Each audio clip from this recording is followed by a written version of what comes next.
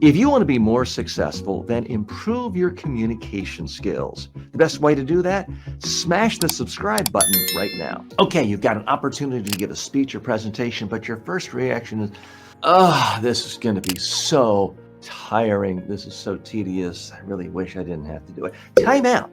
If your first reaction to having to give a speech or a presentation or a talk to colleagues, clients, customers is, this is going to be a lot of work for you, you're doing it all wrong.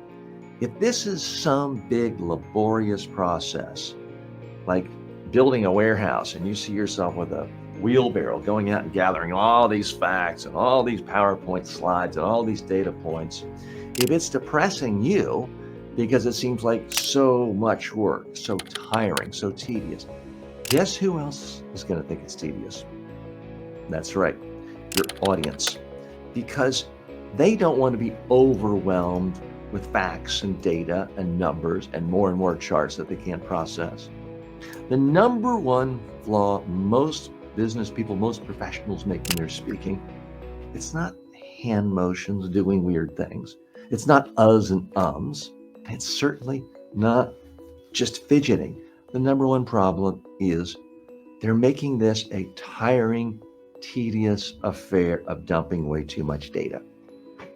Now, the solution is very easy. Don't go into a presentation thinking, this is going to be one big long slog. I'm not looking forward to this, but I've got to do it because my boss or someone asked me to give this official, formal presentation. Stop. There is no such thing as a formal presentation. Remember, there's only two types of presentations in the world. It's either interesting or boring. It's either memorable and interesting or boring and instantly forgotten. So your challenge is to figure out very quickly, before you start, before you open your mouth, before you write the first note, before you create the first slide, is how can you make this interesting?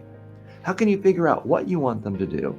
And then how can you figure out what ideas are going to be interesting to them to make them want to do the thing that you're suggesting? Thanks so much for joining me. I'm TJ. This is the TJ Walker Success Channel. On this channel, I try to help you become more successful in life by communicating with greater skill and confidence. If you see anything you like here, get any value, please like this video right now. So where do you really go with this? How do you change your basic standard operating procedure? Because in so many organizations, there's just a set expectation. Okay, you've been assigned this presentation. It's the end of third quarter, and you're supposed to give a summary of everything that happened in third quarter.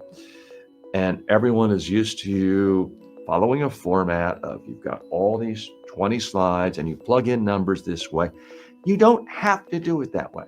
Remember, with every presentation you ever give, there's a chance you meet expectations. There's a chance you fail to meet expectations and everyone's disappointed.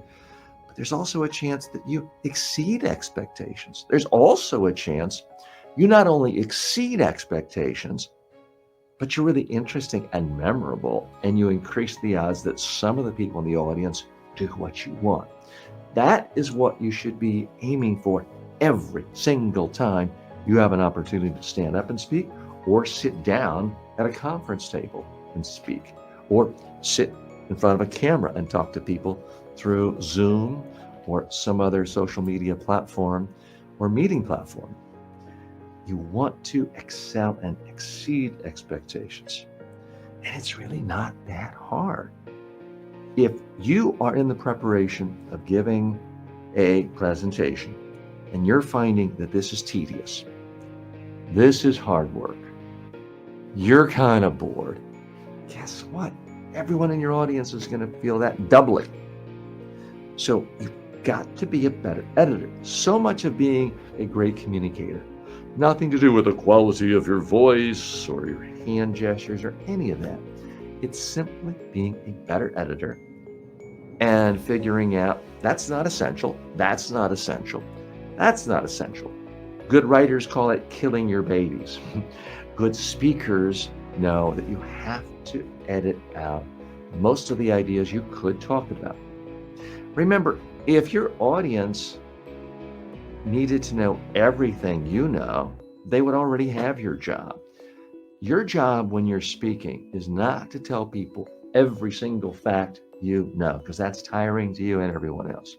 Your job is to figure out, of everything you do know, what's most essential for your audience to know, to understand, and to act upon.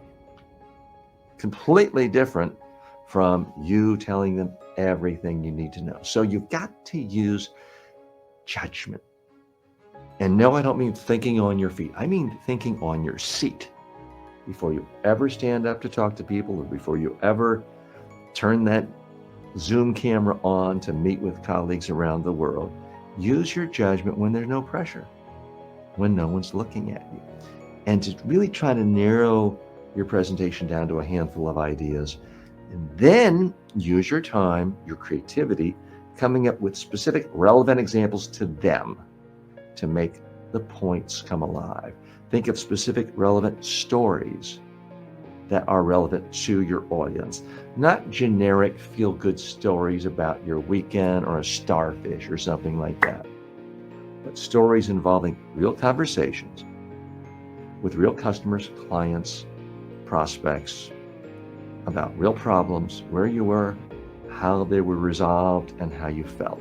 That's what resonates with audiences everywhere around the world. That's the difference between this whole thing being sort of a tiring, long slog for you and your audience versus being something fun.